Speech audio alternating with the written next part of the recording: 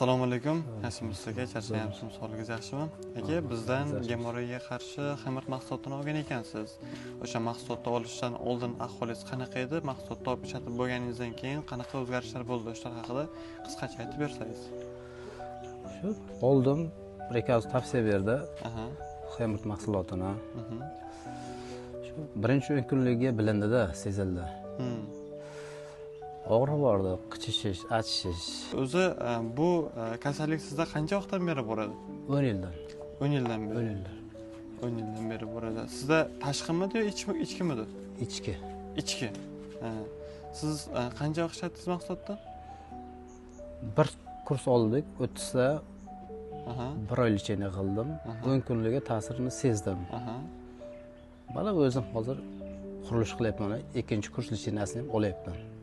Demak, men tushunishim bo'yicha siz bitta korobka olgansiz. O'sha birinchi korobkani o'zida 10-kunda o'zida 10 kun ichida ta'sirini sezgansiz. Sezdim. O'sha sizda hech qanaqa bir noqulayliklar bo'lmagani uchun, og'riqlar bo'lmagani uchun bemalol o'zingizning ishingizga qaytib, bu yerdan yana davom ettiryapsiz. Yana bir to'g'rimi?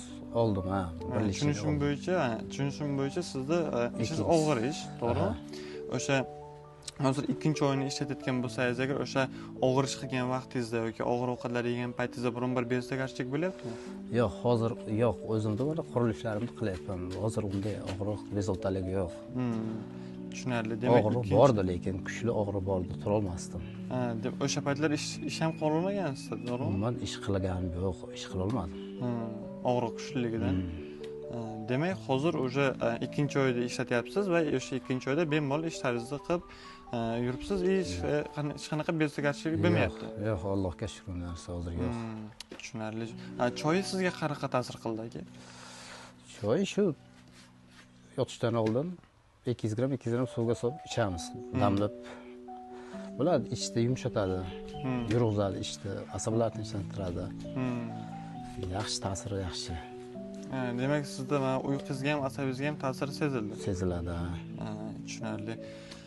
Bu mahsulot o'zi boshida olib ishlatib ko'rmoqchi bo'lgan paytingiz ishonch qanaqa bo'ldi? Ishondingizmi yoki unchalik ishonmadingizmi? Yo'q, tavsiya qildi, endi ishonishga harakat qildim 10 kunligi, lekin bildirdi. U o'xshi o'zi bildirdi, yordam qildi. Sal bo'lsa ham ikkilanish bo'lgan, lekin baribir. Endi ikkilanish bo'ldi, lekin oldik, jon kerak, oldik.